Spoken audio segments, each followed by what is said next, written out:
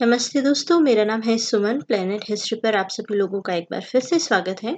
Class 11 के chapter 11 पर हम पहुंच चुके हैं। पार्ट 7 है, पाथ्स टू मॉडर्नाइजेशन, और ये इस चैप्टर का लास्ट पार्ट है। और इस लास्ट पार्ट के साथ ही क्लास 11 का लास्ट चैप्टर भी खत्म हो जाएगा। तो शुरू करने से पहले रिक्वेस्ट करूंगी, प्लीज़ मेरी वीडियोस आपको पसंद आती है और लाइक शेयर सब्सक्राइब ज़रूर कीजिए। तो पाथ्स टू मॉडर्नाइजेशन की पिछली 6 पार्ट्स में हम जापान का हिस्ट्री, चाइना का हिस्ट्री और ताइवान का हिस्ट्री, ये सब हम पिछली सारी स्लाइड्स में देख चुके हैं। आप लोगों ने नहीं देखा है तो पहले इन सब स्लाइड्स को देख लीजिए, पहले 6 पार्ट्स को, तो आपको समझ में आएगा और फिर आप कोरिया पर पहुंच पाएंगे। ओके, तो हम कोरिया की बात करते हैं। कोरिया का मैप पहले मैं आपको दिखाती हूँ। यहाँ अगर ये देखते हैं जापान, ये रशिया, यहाँ पर चाइना, और थोड़ा इधर आकर हम इंडिया वाले आ जाते हैं, ठीक है। तो यहाँ पर ये है Manchuria, north Korea, south Korea, ये यहाँ पर पड़ता है। इससे इसके इस साइड में येलो सी पड़ता है, यहाँ पे इस तरफ जापान सी पड़ जाता है दोनों के बीच में। तो ये जो नॉर्थ और साउथ कोरिया है, ये पहले अलग अलग नहीं था, ये बाद में डिवाइड हुआ। पहले ये पूरा का पूरा एक कोरिया था, जिस पर जापान ने अपना रूल कर लिया था। 1910 में अपनी कॉलोनी बना लिया था। तो जापान जब सेकेंड वर्ल्ड वॉर में हार गया, उसके बाद नॉर्थ और साउथ कोरिया अलग अलग हो गए थे, और ये शुरुआती दौर में ये डिवाइड हो गए थे और उसके बाद डिवाइड ही रह गए, ठीक है। तो शुरू होते हैं कि जोसेन डायनेस्टी कोरिया में पहले थी। वहाँ पर इंटरनल पॉलिटिकल स्ट्राइफ और सोशल स्ट्राइफ चल रहे थे, क्योंकि चाइना की तरफ से भी उन पर प्रेशर, जापान की तरफ से भी, फिर दूसरा यूएन की तरफ, सॉरी यूनाइटेड नेशंस की तरफ से भी, अमेरिका और फिर रशिया, ऐसे चारों तरफ से घिरा हुआ था, बहुत था। तो जापान ने जब 1910 में कोरिया को एनेक्स कर लिया, अपनी कॉलोनी बना लिया, तो ये डायनेस्टी खत्म हो गई और जापान का कॉलोनियल रूल वहां पर स्टार्ट हो गया। कोरियंस इसके अगेंस्ट भी आए, उन्होंने इसके अगेंस्ट डेमोन्स्ट्रेट भी किया। जापानीज कोरिया पर जो जापान का रूल था वो 35 साल तक चला, और अगस्त 1945 में जब सेकेंड वर्ल्ड वॉर में जापान हार गया, तो कोरिया आज़ाद हो गया, इंडिपेंडेंट हो गया। Following liberation, Korean peninsula temporarily divide कर दिया गया था दो पार्ट में इसलिए क्योंकि अब इंडिपेंडेंस उसको मिल गया है, तो अब वहाँ का जो गवर्नमेंट आने वाला है वो कौन आएगा, कौन कोरिया को चलाएगा। अब जो नॉर्थ कोरिया था, वहां पर जो लोकल रूलर्स थे, वो कहाँ किस चीज को सपोर्ट करते थे, ये जो चाइना से जो थ्योरी आती है, पॉलिटिकल थ्योरी कम्युनिस्ट्स की, वो कम्युनिज्म नॉर्थ कोरिया में थोड़ा सा हावी था, और साउथ कोरिया की तरफ जो पार्ट है वहां पर कैपिटलिज्म हावी था, वहां के लीडर्स। तो टेम्पररीली इसलिए कि भाई अब यहाँ पर इनमें डिसाइड तो नहीं हो पा रहा है कि कोरिया पर, पूरे कोरिया पर रूल क्या कौन करेगा, दोनों अलग अलग डिवीजन में विचारधाराओं की दोनों में लड़ाई हो रही है। तो बोले कि चलो टेम्पररीली तो इनको डिवाइड कर देते हैं, नॉर्थ कोरिया साउथ कोरिया, और बाद में फिर देखते हैं कि कौन पूरे कोरिया पर एक साथ राज करेगा। तो डिवाइड कैसे किया, वैसे ही एक सीधी रेखा खींच दी, 38 पैरेलल। आपने ज्योग्राफी में पढ़ा होगा, तो उसको बोला कि भाई ये इन दोनों के बीच की रेखा है, ये नॉर्थ हो गया, साउथ हो गया। अब नॉर्थ सोवियत मैनेज कर रहा था। सोवियत और चाइना एक ही बात है, रशिया या चाइना, क्योंकि रशिया से ही कम्युनिज्म चाइना में आया था, ठीक है। और यूनाइटेड नेशंस, ये दोनों थियोरीज हैं। आप थोड़ा गूगल कीजिएगा, उससे समझ में आएगा कि कम्युनिस्ट और ये जितने भी देश हैं वो कैपिटलिज्म के खिलाफ है, और कैपिटलिस्ट जो देश हैं जैसे कि अमेरिका, वो कम्युनिस्ट के खिलाफ है। दोनों की विचारधारा अलग अलग है। तो जो विचारधारा की लड़ाई कोरियन पेनिनसुला में चली, उसने उसको दो पार्ट में डिवाइड कर दिया, ठीक है। Division became permanent when North Korea and South Korea in 1948 government established there। 1948 में ये है, Korean celebrated their independence from Japan in 1945। तो ये जो डिवीजन उन्होंने टेम्पररी किया था, और 2-3 साल बाद 1948 में ये परमानेंट होगा, क्योंकि नॉर्थ और साउथ कोरिया का जो लड़ाई चला, उसमें उसका कोई हल निकला नहीं। ना नॉर्थ कोरिया जीता, ना साउथ कोरिया जीता, और उसके बाद ये नॉर्थ कोरिया चाइना की थ्योरी को सपोर्ट करता है। मतलब चाइना अपने आसपास नेशंस को कोशिश करेगा कि कम्युनिस्ट बनाए, जबकि ये साउथ कोरिया है, ये इसको सपोर्ट मिल रहा था यूनाइटेड नेशन से, अमेरिका से, तो ये यहाँ पर कैपिटलिस्ट रहेगा और ये दोनों अलग अलग पार्ट बन गए। A post-war nation in June 1950 Korean war broke out. Korea, south Korea जो है वो यूएस से सपोर्ट मिल रहा है, नॉर्थ को चाइना और रशिया से मिल रहा है। 1953 जुलाई में वॉर एंड हुआ और कोई रिजल्ट नहीं निकला, कोरिया डिवाइडेड ही रह गया और उसको दो अलग अलग कंट्रीज को डिक्लेयर कर दिया गया। War caused losses of life and property, prices suddenly rose, बहुत ज़्यादा महंगाई हो गई एक ही दम से। अब जो नॉर्थ है वो चाइना के पास है, उसको वहाँ से सपोर्ट थोड़ा मिल गया, और साउथ कोरिया है उसको यूएसए से सपोर्ट मिला, इकोनॉमिक सपोर्ट मिला साउथ कोरिया को। साउथ कोरिया, अब इस चैप्टर में ना आपको साउथ कोरिया का ही हिस्ट्री बताया, क्योंकि नॉर्थ कोरिया जो कम्युनिस्ट देश है वहां पर डेमोक्रेसी थोड़ा खैर थोड़ा क्या, नॉर्थ कोरिया में तो बहुत ज्यादा है कि वहां पर डेमोक्रेसी नहीं है। आप स्पीच अगर आप देश के खिलाफ या गवर्नमेंट के खिलाफ बोल रहे हैं तो आपको चुप रहना पड़ेगा। उनको बिल्कुल भी अलाउड नहीं है कि आप को हर चीज की फ्रीडम है, सिवाय इसके कि आप गवर्नमेंट के अगेंस्ट जब तक नहीं बोलते हैं तब तक आप कुछ भी कर सकते हैं, तब तक ठीक है। और ना ही वो बहुत ज्यादा दूसरे देशों के साथ घुलते मिलते हैं कि भाई जो कम्युनिस्ट देश है उन्हीं के साथ अपने संबंध ज्यादा रखते हैं और जो कैपिटलिस्ट है उनके साथ नहीं रखते हैं। और कोरिया के जो लोग हैं नॉर्थ कोरिया के, उन लोगों को बहुत ज्यादा अलाउड है नहीं कि आप कोरिया से बाहर जाएं या बाहर के लोग कोरिया में आके रहें। ऐसा कम्युनिस्ट कोरिया में ऐसा है बहुत ही ज्यादा। बाकी आप गूगल कीजिए कि नॉर्थ कोरिया और साउथ कोरिया में क्या क्या डिफरेंसेस, आपको समझ में आएगा। तो साउथ कोरिया के बारे में ही ज्यादा यहाँ पर है इंफॉर्मेशन, क्योंकि नॉर्थ कोरिया में वैसे भी प्रेस और इन सब चीजों को इतनी छूट नहीं है कि वो इंटरनल चीजों को बाहर बताए प्रेस। ठीक है, तो साउथ कोरिया के फर्स्ट प्रेसिडेंट री थे, Syngman Rhee had been elected in 1948 through democratic process. तो अभी साउथ कोरिया नॉर्थ कोरिया अलग अलग हो गए और साउथ कोरिया के प्रेसिडेंट बने। ही एक्सटेंडेड हिज एडमिनिस्ट्रेशन ट्वाइस। इससे पहले बताओ नॉर्थ कोरिया में क्या है, ऐसा डेमोक्रेटिक प्रोसेस के थ्रू इलेक्शन नहीं होता है, उनकी जनरेशन ही आगे चलती जा रही है। ऐसा साउथ कोरिया में डेमोक्रेटिक प्रोसेस के थ्रू इलेक्शन होता है। पर थोड़ा सा डेमोक्रेसी साउथ कोरिया में रहा था प्रॉब्लमेटिक, ये उसकी हिस्ट्री है। उसने जो ये री बना था इलेक्टेड प्रोसेस के थ्रू प्रेसिडेंट, उसने क्या इलीगल कॉन्स्टिट्यूशन अमेंडमेंट्स लाए, कुछ बिल लाए, और उसके थ्रू उसने अपना जो कार्यकाल था वो 2 बार एक्सटेंड करवा लिया एडमिनिस्ट्रेशन अपना। तो अप्रैल 1960 में सिटीजन्स प्रोटेस्ट किया इस चीज के खिलाफ, अप्रैल रिवॉल्यूशन इसे बोलते हैं, और री को फोर्स किया रिजाइन करने के लिए कि हम तुमको दोबारा इलेक्ट करके नहीं लाए, फिर भी तुम जबरदस्ती अपना एक्सटेंड करते जा रहे हो एडमिनिस्ट्रेशन। और मई 1961 में डेमोक्रेटिक पार्टी गवर्नमेंट इसके बाद आई थी, एक 60 से 61 के बीच में चला था, और इसको पाक चुंग ही ने इस पार्टी को भी हटा के फिर जनरल पाक ये प्रेसिडेंट बन गए 1961 में। इनके कार्यकाल में थोड़ा अच्छा रहा, काफी इकोनॉमिक ग्रोथ हुआ। अक्टूबर 1963 में इलेक्शन हुए और मिलिट्री को पाक चुंग ही इलेक्ट हुए प्रेसिडेंट। पाक का एडमिनिस्ट्रेशन, इन्होंने एक्सपोर्ट ओरिएंटेड पॉलिसी को बहुत सपोर्ट किया।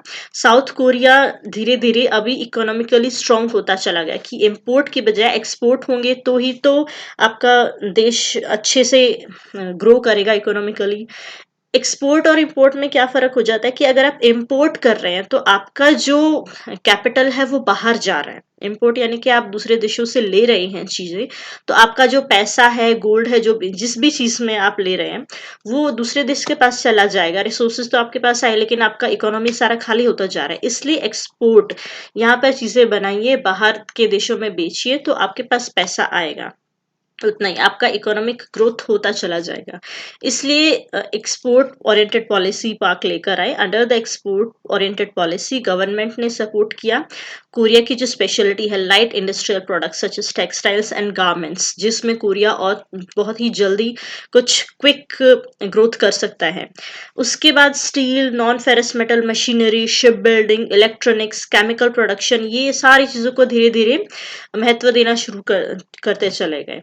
1970 में ये तो था अभी अर्बन, फिर गांव की तरफ भी मुड़े, न्यू विलेज मूवमेंट इंट्रोड्यूस किया ताकि एग्रीकल्चर सेक्टर को भी मॉडर्नाइज किया जा सके। दोनों तरफ उन्होंने बराबर ध्यान दिया। रूरल पीपल को एम्पावर किया ताकि वो खुद अपने विलेजेस को सेल्फ, अपने खुद के दम पर अच्छे से उनको सेल्फ मैनेजमेंट कर सके, डेवलप कर सके। एम्बिशियस एंटरप्रेन्योर्स, नए और भी लोग उभरे जो एक्सपोर्ट को इंक्रीज करने में सहायता कर सके और नई इंडस्ट्रीज बना सके। अब देखो, गवर्नमेंट इंडस्ट्रीज बनाएगी, नई खोज करेगी, गवर्नमेंट नहीं करते हैं, ये लोग करते हैं। तो क्या है, गवर्नमेंट इन चीजों को, लोगों को बढ़ावा देती है इस चीज के लिए, बाकी तो लोगों को ही करना होता है। इंडस्ट्रियल ग्रोथ करना है, इकोनॉमिक ग्रोथ करना है, ये लोगों के अंदर होता है। तो लोगों ने भी इस चीज में खूब बढ़ चढ़ कर भाग लिया। High level of education also contributed to the economic growth of Korea. In October 1972, पाक declared यूसिन कॉन्स्टिट्यूशन। अब इन्होंने एक प्रॉब्लम वाला काम किया जो लोगों को पसंद नहीं आया। पाक ने अक्टूबर 1972 में यूसिन कॉन्स्टिट्यूशन डिक्लेयर कर दिया, परमानेंट प्रेसिडेंसी बन गई, जिससे कि भाई अब मैं ही रहूंगा। कि उनका मानना ऐसा था कि लोग हो सकता है किसी गलत प्रेसिडेंट को इलेक्ट करके ले आए और फिर वो अच्छा ना हो देश के लिए, इसलिए इन्होंने यूसिन कॉन्स्टिट्यूशन लाए और अपना प्रेसिडेंसी को परमानेंट बना लिया। लेकिन लोगों को पसंद नहीं आया। प्रेसिडेंट हैड कंप्लीट, जिसमें कि प्रेसिडेंट के पास ही अभी लेजिस्लेशन, जुरिस्डिक्शन, एडमिनिस्ट्रेशन, ये जो अलग अलग डिपार्टमेंट होते हैं, बोला सब मेरे अंडर है, मैं ही सब कुछ डिसाइड करूंगा। Process of democracy was temporarily suspended. Second, और ये तो लोगों को पसंद आया ही नहीं। वो दूसरा प्रॉब्लम क्या हुआ, सेकेंड ऑयल क्राइसिस 1979 में आए, जिसने इकोनॉमिक ग्रोथ को थोड़ा रोक दिया। अब लोगों को और ज्यादा दिक्कत हुआ कि एक तो तुमने खुद को परमानेंट बना लिया है और दूसरा इकोनॉमी भी प्रॉब्लम में आ गई है। तो स्टूडेंट, स्कॉलर्स, ऑपोजिशन ने डेमोन्स्ट्रेट करना शुरू कर दिया।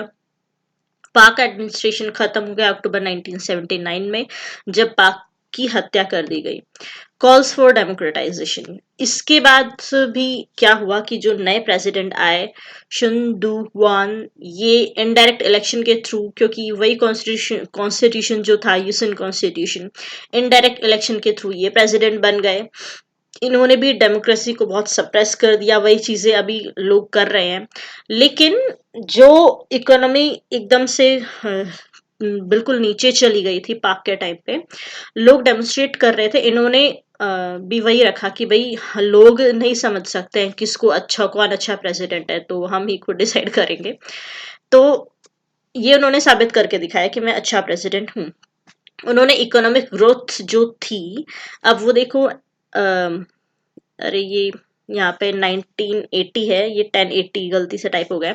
1980 से 1983, 3 साल के बीच में जो इकोनॉमिक ग्रोथ था 1.7 था, उसको ये 13.2 तक लेकर गए। मतलब 1 से 13, कितना डिफरेंस है, बहुत बड़ा।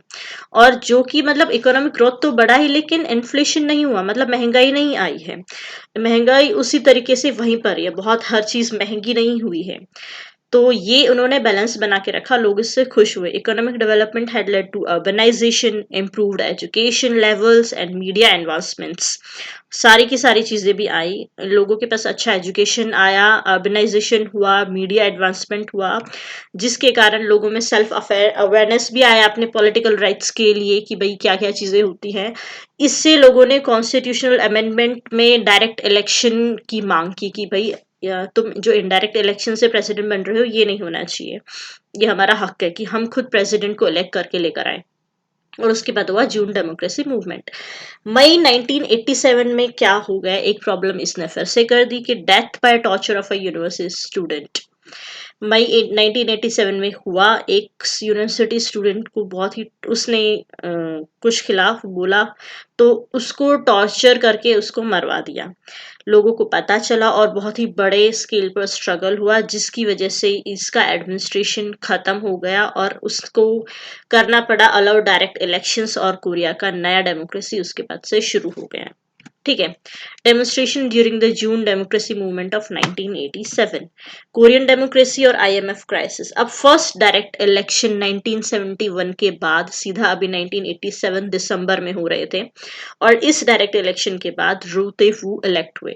1990 में बहुत ही लंबे टाइम के बाद एक ऑपोजिशन लीडर किम योंग सैम थे, उन्होंने इनके साथ मर्ज करके एक नया लार्ज रूलिंग पार्टी बनाया, और दिसंबर 1992 में किम एक सिविलियन जो सबसे फर्स्ट टाइम इलेक्ट हुए थे president after decades of military rule. इससे पहले सारे के सारे मिलिट्री जनरल थे जो इलेक्ट हो रहे थे या इनडायरेक्ट इलेक्ट होके आ रहे थे, सबके सब ये फर्स्ट थे जो एक सिविलियन थे जो इलेक्ट होके प्रेसिडेंट बने थे 1992 में। Government continued to focus on building industrial and social infrastructure, ये चीजें चलती रही कोरिया में। Korea was met with the foreign currency crisis in 1997। Korea को थोड़ा क्राइसिस फेस करना पड़ा फॉरेन करेंसी इन 1997, जिसकी वजह से उनको इंटरनेशनल मॉनेटरी फंड आईएमएफ से इमरजेंसी फाइनेंशियल सपोर्ट लेना पड़ा। अब ये जो उन्होंने लोन लिया, इसको चुकाने के लिए सिटीजन्स ने बहुत ही एक्टिवली कंट्रीब्यूट किया।